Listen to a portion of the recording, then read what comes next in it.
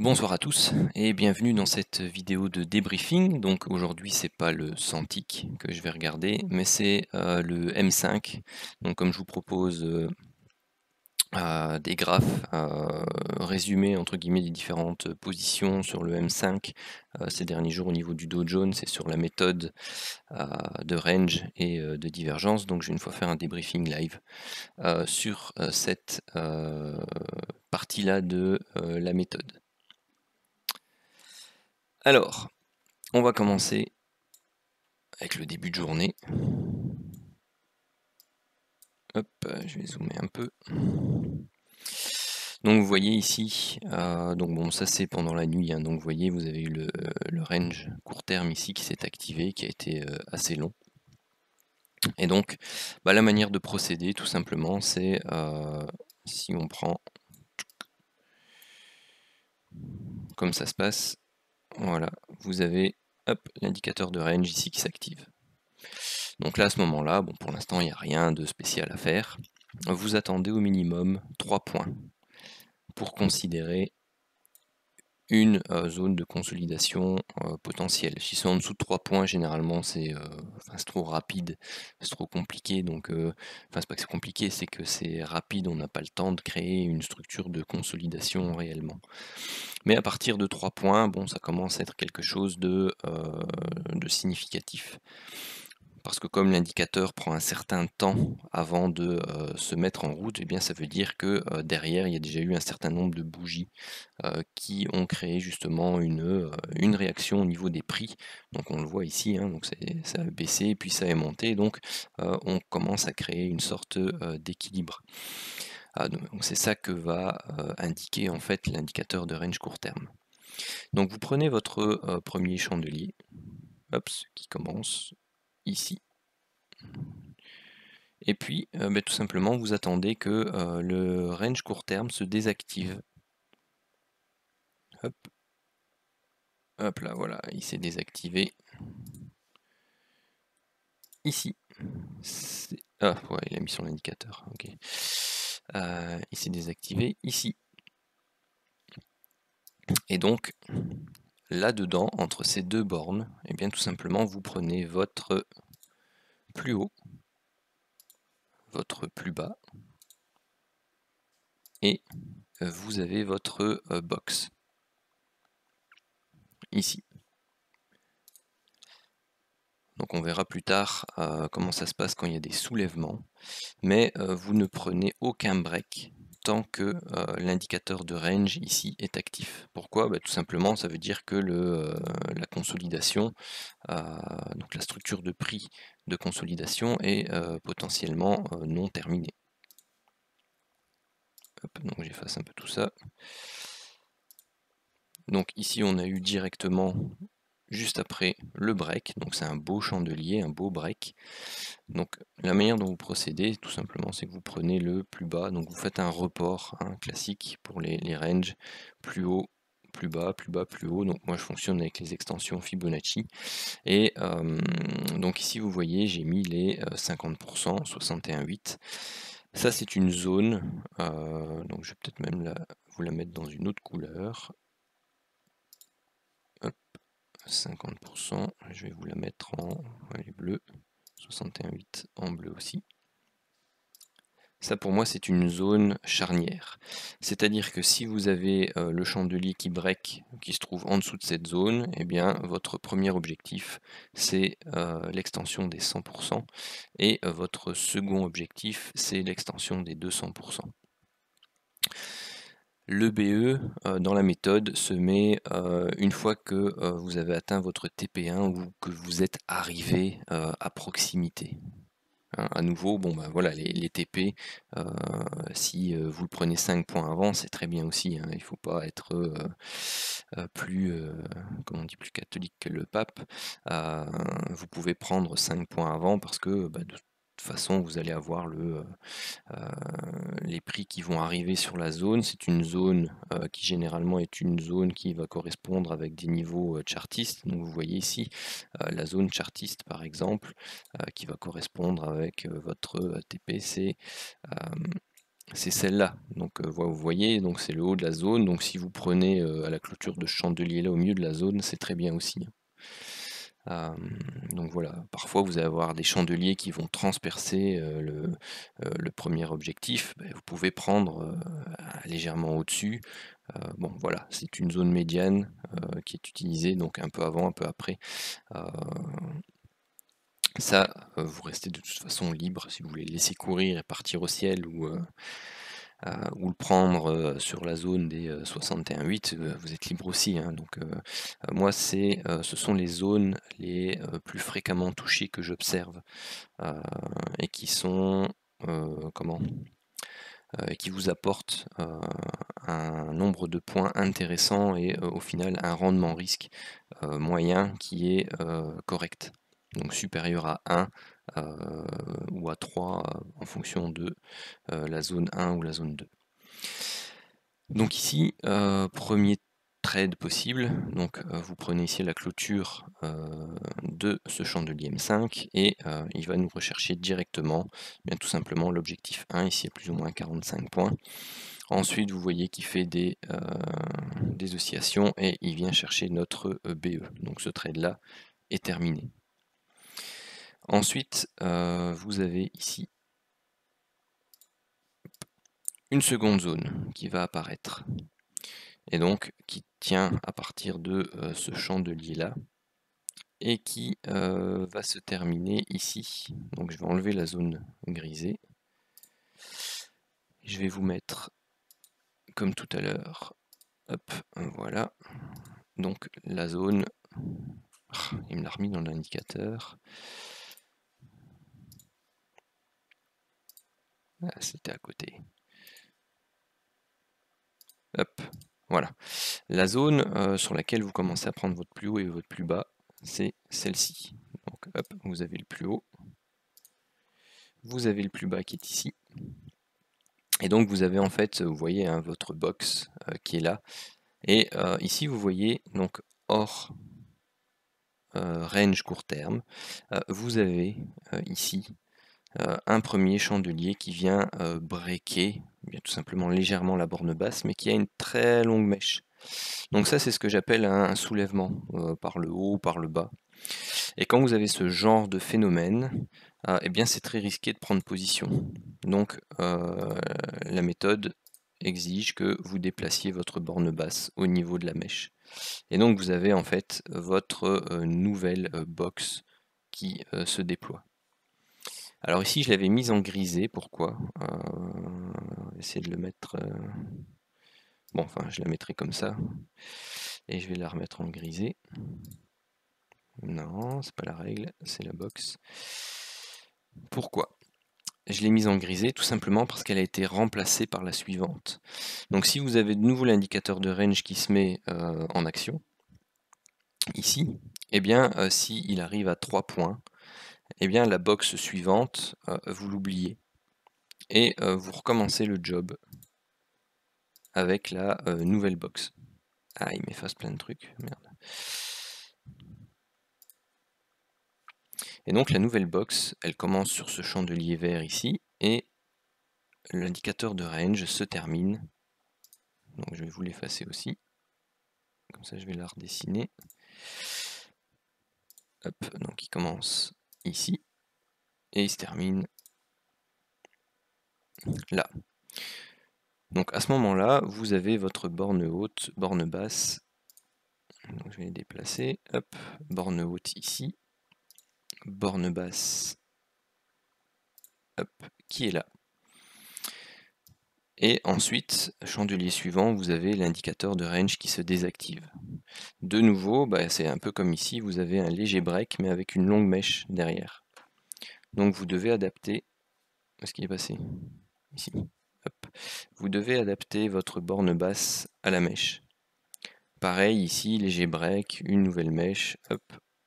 Vous devez adapter votre borne basse à la mèche. Et donc, la box que vous avez au final, eh bien tout simplement elle part de là, bon, hop, je vais la tracer comme ça, ce sera plus simple, ici. Et donc c'est des bougies de 5 minutes, hein, donc c'est pour ça que vous avez le temps ici, par rapport au Cintiq. Parce que certains ne se sentent pas à l'aise sur le Cintiq, donc vous pouvez travailler la méthode 5 minutes, ça vous laisse plus de temps, voire la méthode 15 minutes. C'est exactement la même chose que pour la 5 minutes. Donc ici, ce qu'on a, c'est que vous avez un break qui est énorme. Donc vous prenez votre extension ici Fibonacci, hop. Vous voyez qu'on vient breaker directement les 100%. Donc quand c'est comme ça, le premier objectif à aller rechercher, si vous prenez position, sachant que personnellement j'aime pas prendre position dans ce genre de configuration parce que vous avez un stop qui est extrêmement long. Parce que généralement, oui, je vous ai pas dit, hein, le stop se place sur l'opposé de la boîte, hein. Par exemple, pour ce trade-ci, vous entrez en position ici et le stop se met généralement en dessous. Et dans ces cas-là, c'est plutôt au-dessus du chandelier qui a fait le break. Mais donc dans ces cas-là, quand vous explosez les 100%, tout simplement le premier objectif, c'est la zone ici des 200%, pardon. Donc c'est 200% et 300%. Donc vous voyez ici tout à l'heure, je vous disais, bon, on n'est pas à 5 points près. Voilà, vous voyez ici, donc il y a une première mèche, hop, une deuxième mèche. Voilà, vous savez que le retest possible double bottom, vous n'hésitez pas à prendre votre TP1 ou à vous mettre à BE à 5 points près de l'objectif, hein, surtout après un fort mouvement comme celui-là.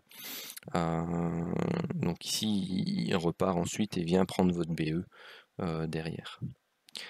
Bon, si jamais vous avez gardé votre stop là-bas tout là-haut, vous voyez, il ne vient pas vous chercher tout de suite non plus. Il vous prend à la baisse, revient chercher la même zone, donc même si vous étiez resté dedans, vous aviez l'occasion de ressortir ou de vous mettre à BE un peu plus loin.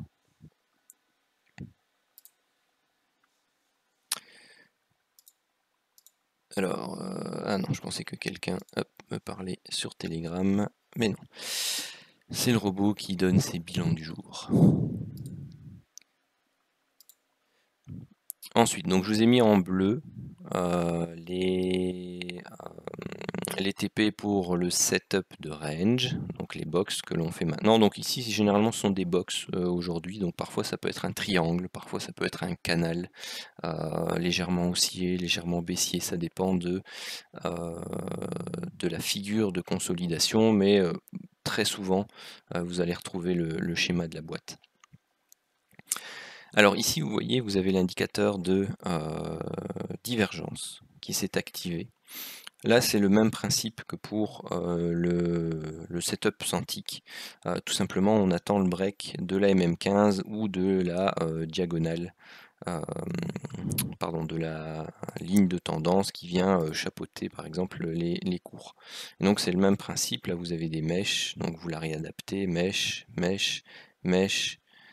Donc la ligne de tendance, si je veux bien la mettre, quand elle est réadaptée, eh bien voilà, c'est celui-là qui donne l'alerte. Vous voyez qu'il est pile poil sur la MM15. Dans ces cas-là, bon ben voilà, il peut tout simplement venir rechercher la MM15 et redescendre. Donc c'est mieux d'attendre quand même le break de la MM15. Si vous êtes fort éloigné de la MM15, vous pouvez le prendre, mais si vous êtes, c'est pareil, hein, je pense qu'il y a un exemple tout à l'heure, si vous arrivez pile poil vous avez fait le break de la MM15, mais vous arrivez pile poil sur la touchette de la ligne de tendance baissière, attendez la confirmation du break de la ligne de tendance baissière.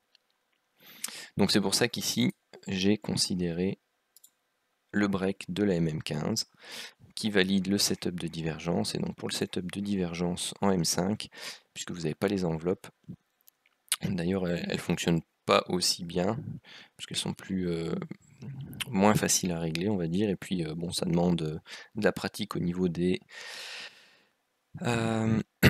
pardon, des variables, et donc pour vous éviter ça, bien tout simplement, vous prenez le plus bas, le niveau du break, l'extension Fibonacci, et vous allez rechercher en objectif 1 les 100%, en objectif 2 les 200%. C'est le même principe. Et donc là ici, vous voyez, on va rechercher l'objectif 1, 85 points, on est à BE, et derrière, hop, on se fait reprendre.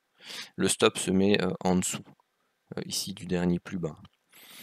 Après, bon, dans la majorité des cas, ou très souvent, une fois que vous êtes repris ABE, il repart dans l'autre sens et il dépasse votre stop. Parfois, bon, c'est comme ici, il vient pas chercher votre stop si vous l'avez laissé là, et puis il vient vous donner l'objectif 2. Pour les gourmands, l'objectif 3, bien entendu, vous l'aurez deviné, c'est 300%. Il est atteint régulièrement, mais quand même beaucoup moins souvent. Hop, donc ici, j'ai considéré tout simplement objectif 1 atteint et l'objectif 2 ABE. Donc la manière dont je fonctionne aussi, c'est quand j'entre, je prends 2 trades d'un coup. J'en prends un avec un objectif où je clôture l'entièreté des lots sur l'objectif 1, et j'en prends un deuxième où je clôture l'entièreté des lots sur l'objectif 2. C'est le même principe que pour le débriefing sur le 100 ticks, avec l'objectif du setup 1, objectif du setup 2. C'est le même principe. Comme ça, vous avez un peu les statistiques aussi, si vous êtes tout simplement pas gourmand et un peu plus gourmand. Mais moi, quand je trade, je fais les deux. Moi, je suis très gourmand, donc je joue sur les deux tableaux. Ici, donc vous aviez eu l'indicateur de range qui s'est activé. Donc vous aviez votre boîte qui partait donc d'ici. Le plus bas qui avait été fait, c'était ça. Et vous aviez la boîte qui se terminait là, et le plus haut qui s'était fait, c'était ici. Donc vous n'aviez pas eu de break. Vous n'avez pas eu de break, donc celle-là, hop, non, c'est pas la règle. Celle-ci est en grisé. Alors quand je les mets en grisé, tout simplement, c'est parce qu'il y a une nouvelle. Donc l'indicateur de range s'est bien désactivé, donc là on attendait un break, il n'y a pas eu. Et en fait, cette boîte n'a pas été validée. Donc c'est là où je vous disais, parfois vous allez retrouver plutôt des canaux.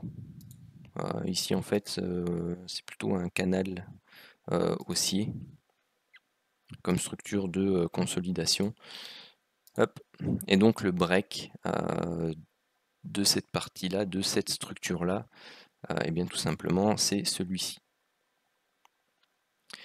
Et donc pour les breaks, vous pouvez procéder des canaux. Bon, vous avez deux solutions. Soit vous prenez le même principe que la divergence, vous prenez le dernier plus haut, vous prenez la cassure du break, et puis hop, vous prenez 100%, 200%.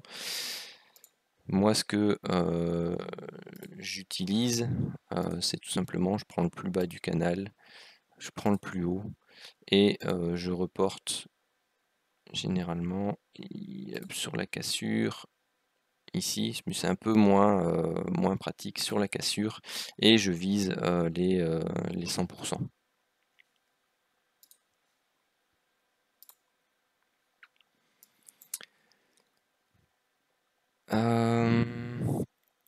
La technique du Fibo ici marche mieux, plus souvent, mais elle va vous donner souvent moins de points. Donc après, ça c'est un peu à vous de voir dans la pratique. Donc ici, si on travaillait le Fibo, bah, tout simplement, vous alliez rechercher ici les 100%. C'était plus ou moins d'une pipe.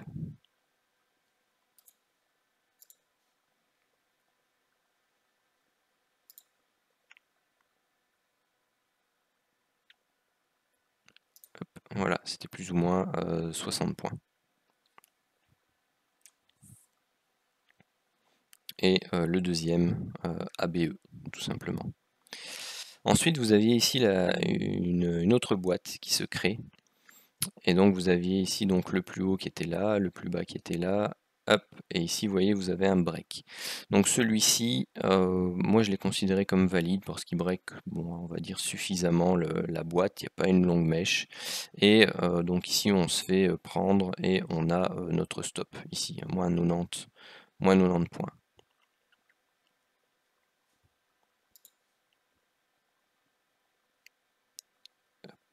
Donc je vais effacer ça, s'il veut bien, voilà. La boîte suivante, vous voyez, c'est celle-ci, elle s'arrête là, et puis hop, derrière, directement le break, vous prenez les extensions, vous allez rechercher l'objectif 1 ici à 130 points, et l'objectif 2, donc là je l'ai mal compté du coup, j'avais compté, c'est l'objectif 2, ouais non c'est ça. Donc l'objectif 1 pardon à 60 points, et l'objectif 2 à plus ou moins 130 points. Ensuite, setup de divergence à la baisse. Donc vous voyez que bon, bah, la ligne de tendance ici, c'est celle-là, mais vous avez le doji, une mèche, une mèche, une mèche, une mèche, et au final, bah, ça revient au break de la MM15 par ce gros chandelier et de ce niveau-là. Donc vous prenez votre extension Fibonacci, hop, vous allez rechercher le point bas là, et vous allez rechercher donc c'est lequel qui break, c'est celui-là, vous allez rechercher les 100% ici, et les 200% là. Donc ça vous fait 140 points pour l'objectif 1 et 285 pour l'objectif 2. Les deux ont été touchés et on n'a pas été rechercher notre BE entre les deux objectifs. Allez, enlève-moi le Fibo. Voilà. Derrière, vous avez une boîte qui s'est créée. D'ailleurs, je l'ai mal considéré. Hop, c'est celle-là la boîte. Je vais effacer ça parce que c'était sur une boîte précédente. Donc ici, il faut que j'enlève ces deux-là.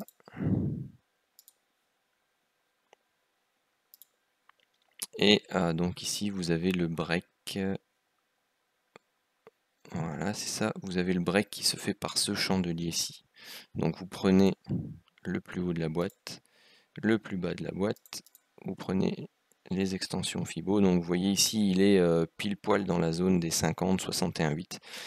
Donc là, logiquement, vous allez rechercher les 200% comme objectif 1. Donc vous voyez, c'était touché là. Donc c'est 250 points. Maintenant, vous aviez un stop qui était de plus ou moins la même chose. Donc vous voyez, ça reste un risk-reward quasi de 1. Bon, après, si vous avez des stops qui commencent à être supérieurs à 100, 150 points, c'est sûr que vous n'allez pas travailler avec le même nombre de lots non plus. Donc il faut pouvoir garder une logique dans votre money management.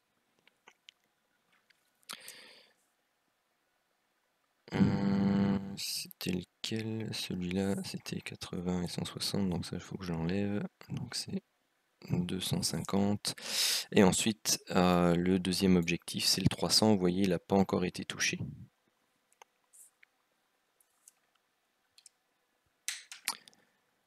Et on n'est pas venu chercher notre BE après avoir touché notre objectif 1 ici.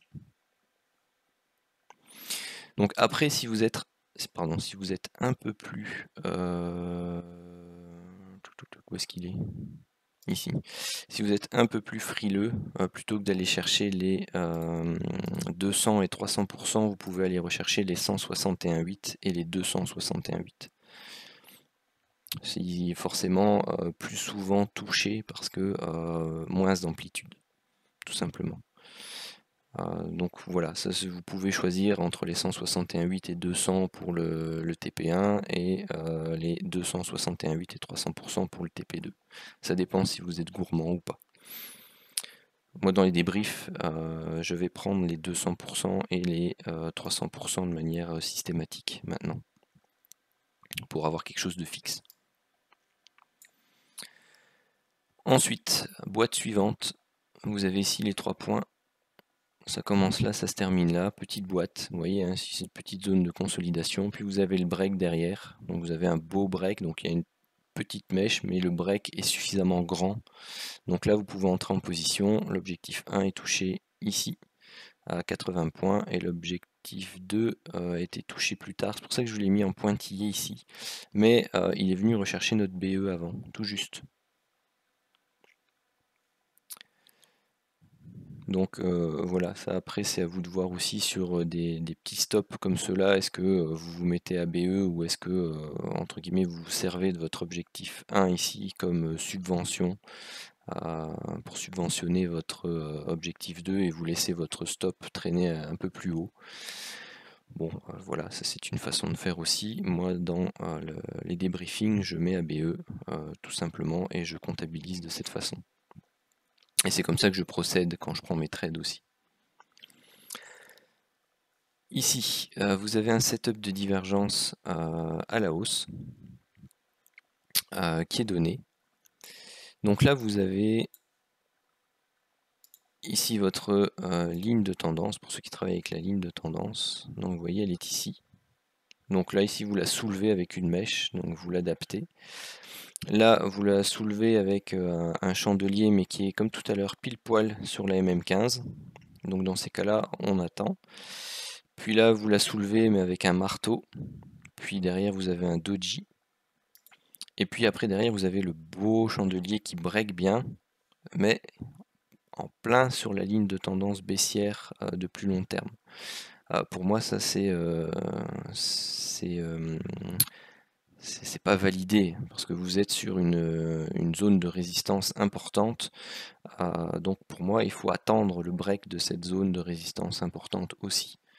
Donc ça vous permet, sur le M15, c'est pareil sur le Santic, hein, mais ça vous permet d'éviter justement d'entrer en position sur ce type de touchette, parce qu'en fait, il crée une borne haute bien définie.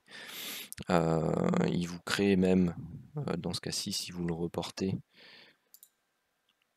eh bien en fait, hop, vous avez un canal baissier, donc faites attention aussi au range long terme, hein. C'est la même signification que le range court terme, hein, même sur des structures de consolidation plus grandes.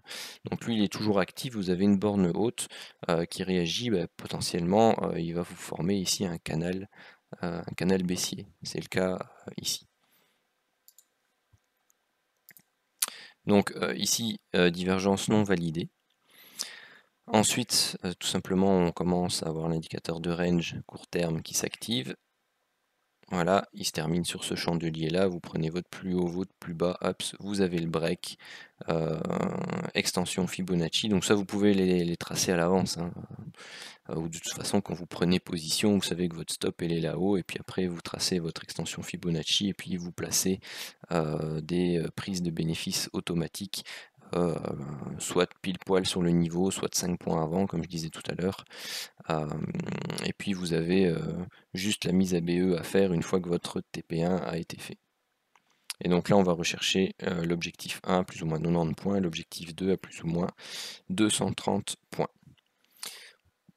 Donc vous voyez ici, pareil, hein, ici divergence non validée, parce que vous voyez, donc on ne break pas la MM15, là on la soulève avec une mèche, on retombe derrière, donc là il n'y a pas de validation de divergence dans tout ça. Elle pourrait éventuellement arriver, parce que vous avez votre ligne de tendance maintenant qui est celle-ci en fait, à casser. Donc il ne faut pas seulement qu'il break la MM15, il faut qu'il break la ligne de tendance, de préférence sans faire de mèche. Éventuellement, enfin pas... C'est même délicat parce que sur ici, donc là, bon, on est 22h, hein, donc c'est plus maintenant qu'il faut prendre position, mais si vous étiez en pleine journée, la méthode avec la MM15, c'est quand vous avez un soulèvement avec une mèche, c'est le haut de la mèche qui est le niveau à breaker. Et vous voyez ici, ça correspond quasi à la ligne de tendance baissière ici du long canal de consolidation long terme. Donc voilà, c'est toujours plus intéressant d'attendre une forte confirmation de ce type-là pour entrer en position. Vous pouvez entrer plus tôt, hein, mais vous avez le risque de buter contre ces zones-là, et comme on met le BE seulement quand on a atteint l'objectif 1, vous risquez de vous faire prendre par le retournement et d'être stoppé, en fait, tout simplement. Donc il vaut mieux de toute façon être plus patient, avoir un setup ou une confirmation beaucoup plus claire pour pouvoir entrer en position, voir éventuellement si vous trouvez que c'est trop, s'il y a trop de zones de résistance ou si c'est trop éloigné, que vous trouvez que le stop est trop grand, que vous avez un risk reward qui n'est pas suffisamment intéressant, n'entrez pas en position, bien sûr. Il n'y a rien qui vous force à entrer en position, hein, vous restez libre de vos choix à ce niveau-là. Donc c'est pareil, hein, quand vous avez des breaks de ce type-là, si vous trouvez que le stop est trop long, bah voilà, n'entrez pas, ou alors divisez votre exposition par 2, par 3, parce que vous savez que les amplitudes sur les objectifs seront quand même beaucoup plus longues, donc ne mettez pas votre money management et votre compte à mal en restant à trader à je sais pas moi, 1 euro, 5 euros, 10 euros le point avec des stops de 250 points sur le Dow Jones, hein. Il ne faut pas être maso non plus. Donc voilà pour les explications. Si vous avez des questions, n'hésitez pas à les poser. Vous avez la parole ou l'écrit. Donc n'hésitez pas. Pendant ce temps-là, moi je refais mon bilan correct, puisqu'il y a des trades qui sont modifiés. Donc ici 90, 230, 80 BE, 250, 142, 85, 60, 130, moins 90, moins 90.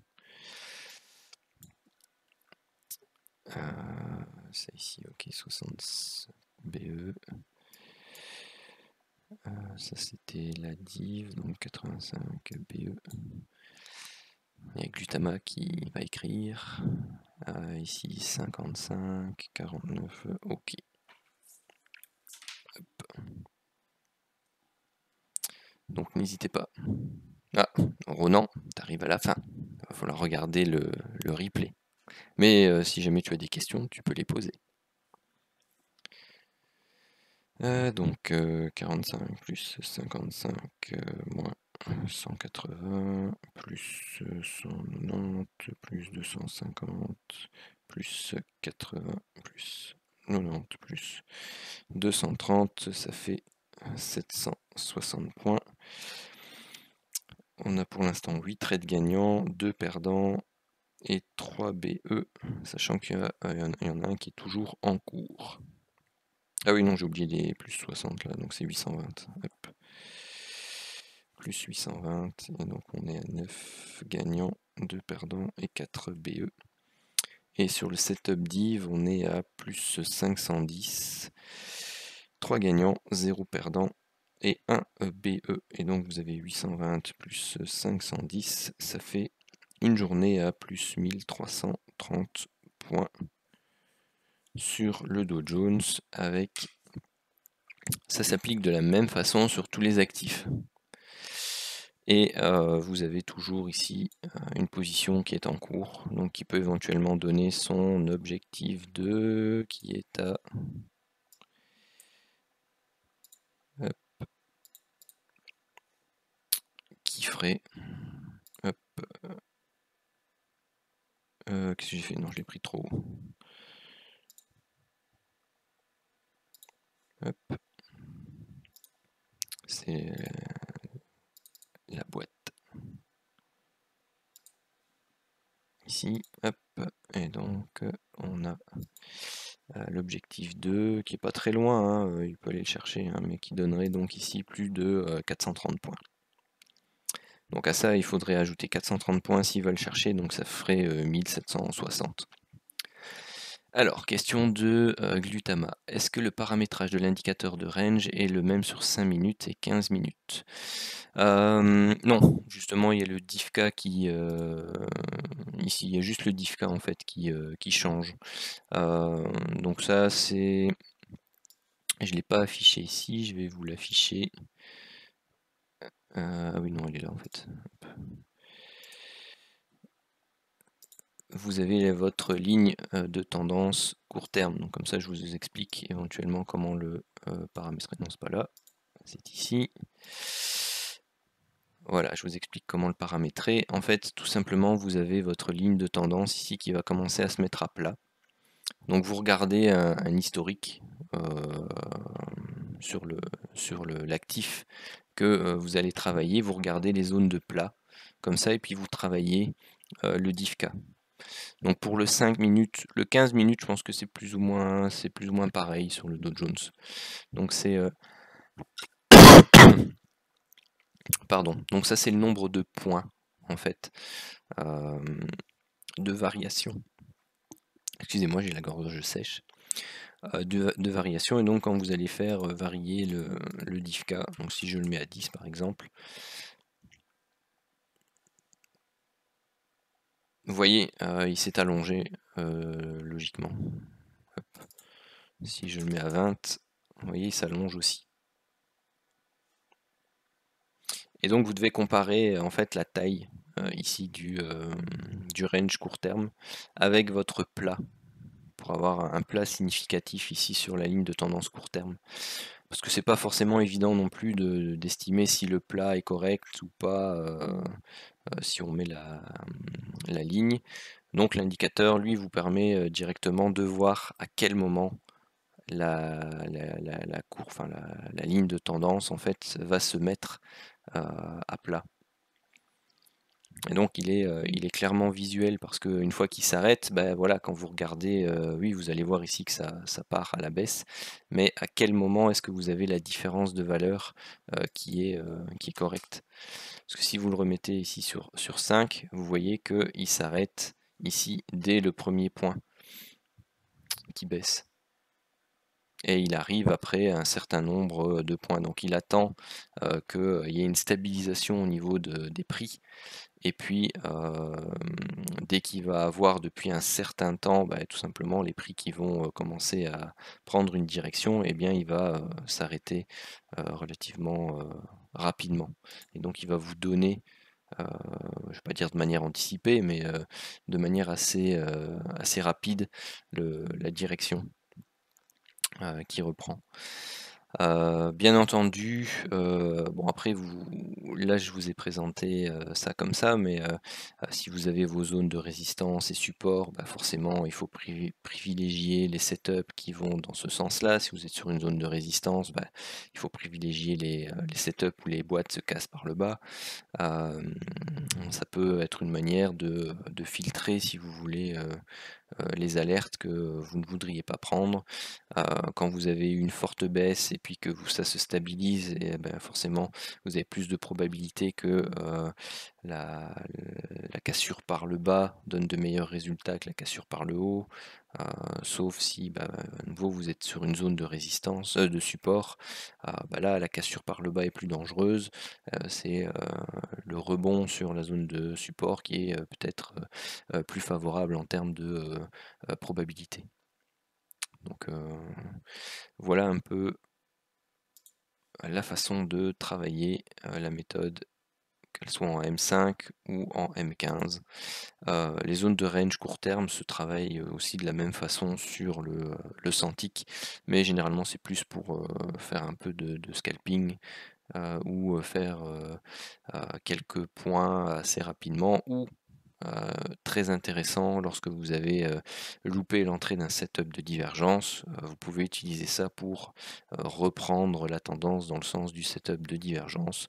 Quand vous voyez que l'actif suit une tendance, eh bien tout simplement vous pouvez utiliser ce setup là pour rentrer dans le sens de la tendance, plutôt que de prendre les alertes de retournement potentiel à contre-tendance qui sont données par la méthode standard. Voilà, ça c'est une façon de travailler le range court terme dans le Santic pour les personnes qui ont déjà un peu plus l'habitude. Voilà. Donc je ne sais pas si vous avez d'autres questions.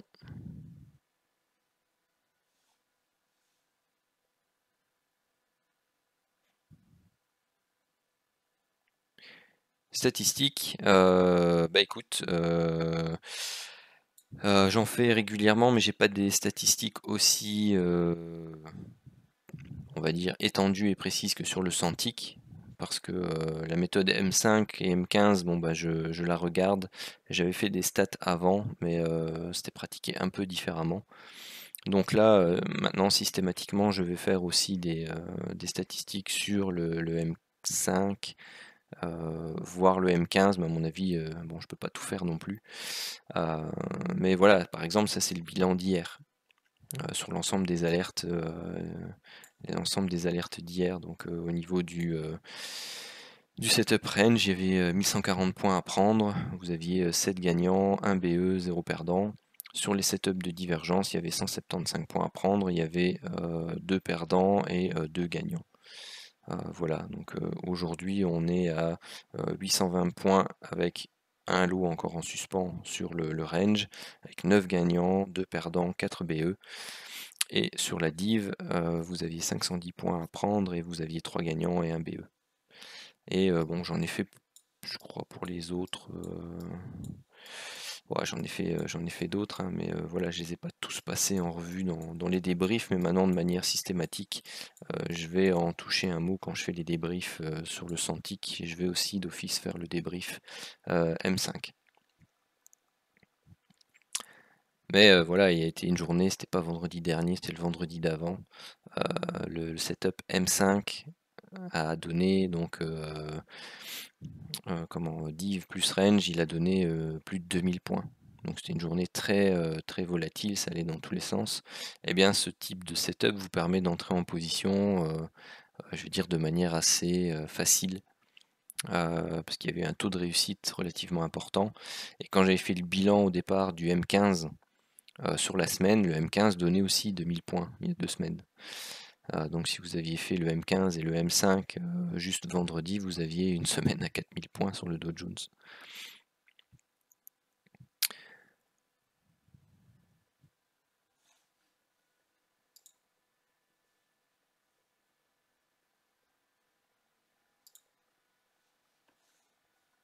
Non. Sur le M5 et M15, non, il reste pareil. C'est juste c'est juste les stops en fait qui vont être plus larges. Et du coup, bah, là, c'est à vous de voir si, voilà, si vous avez une volatilité normale, vous allez avoir des stops de 60, 70 points. Avec la volatilité actuelle, on est plus régulièrement au-dessus de 100, voire 150. Donc c'est à vous de voir si habituellement vous travaillez à 5 € le point, bah, travaillez ici à 2,50 €. C'est entre guillemets de la pratique du money management. Donc il faut que vous puissiez rester stable dans votre prise de risque en fonction de la volatilité.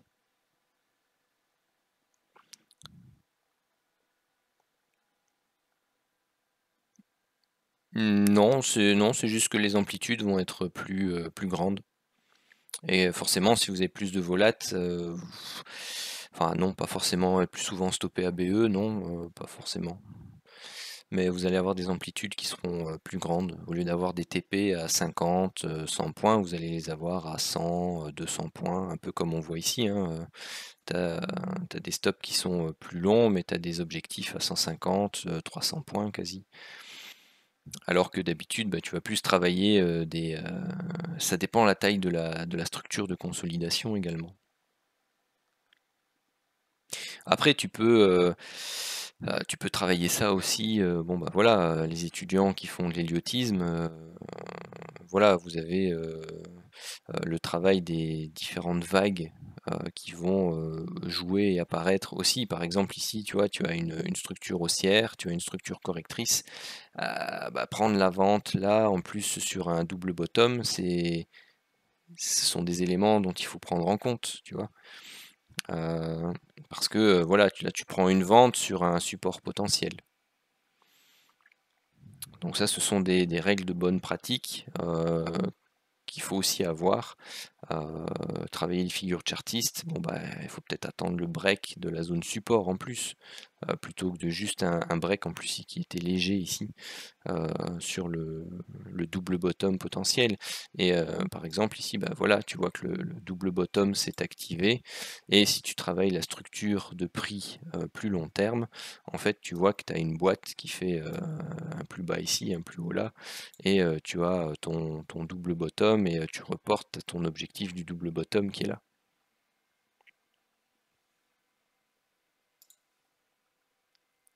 Oui, bah, et puis il est fait aussi, allez, c'est quelque chose de structuré, relativement simple à appliquer. et qui permet aux personnes qui n'ont pas l'habitude ou qui justement, enfin pas débutent ou qui veulent se remettre entre guillemets sur les rails pour avoir une vision de la structure de prix qui est plus claire, plus stable. Ben voilà, c'est l'outil à la base, il a été développé dans ce sens-là aussi. C'est pour apprendre aux personnes qui l'utilisent au fur et à mesure de être à l'aise avec tout simplement les structures de prix de l'actif qu'ils ont l'habitude de travailler. Donc voilà, ce sont des outils qui sont en location, mais j'ai des utilisateurs qui vont l'utiliser 3 mois, 6 mois et puis qui vont me dire: «Ah punaise, mon trading a super bien évolué, et maintenant j'arrive à travailler sans». Parce qu'il m'a permis de faire évoluer mon trading, de justement mieux voir la structure de prix, l'évolution des structures de prix du Dow Jones, du DAX, de l'euro USD, du gold, peu importe. Et c'est l'objectif premier des outils en fait que je mets en location, hein. C'est vraiment pour apprendre à décoder, à déchiffrer de manière de plus en plus simple et facile le marché. Alors, il y a Franck qui est pas dans le live, mais qui me pose une question. J'ai la même question que Glutamate. Est-ce que le paramétrage... Ah bah écoute, ici tu auras la réponse dans la vidéo, Franck. Donc tu pourras visualiser la vidéo.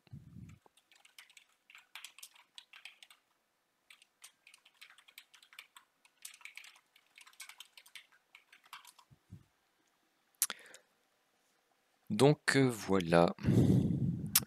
Oui, donc ici, vous voyez aussi, si certains se posent pardon la question, vous voyez l'indicateur de variation. Donc, pardon, ça je le mets juste entre guillemets pour information. Pourquoi? Parce que il va vous donner l'état un peu de la tendance. Et donc ça peut être intéressant aussi de voir quand vous prenez un break baissier que tout simplement bah, vous avez la tendance qui est en train de varier à la baisse, ou quand vous prenez un break haussier, bah, tout simplement de voir que la tendance est en train de varier à la hausse ici. Donc ça peut vous donner une vision complémentaire. Mais bon, il ne fait pas partie de la méthode en soi, mais on va dire que je l'observe, et s'il peut vraiment apporter un plus, je l'intégrerai dedans.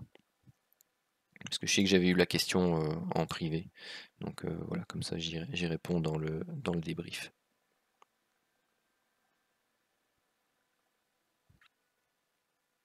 Plus d'autres questions?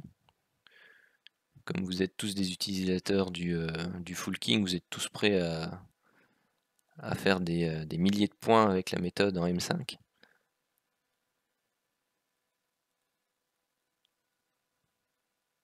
Pas de réponse. Donc voilà, comme ça fait une partie didactique aussi,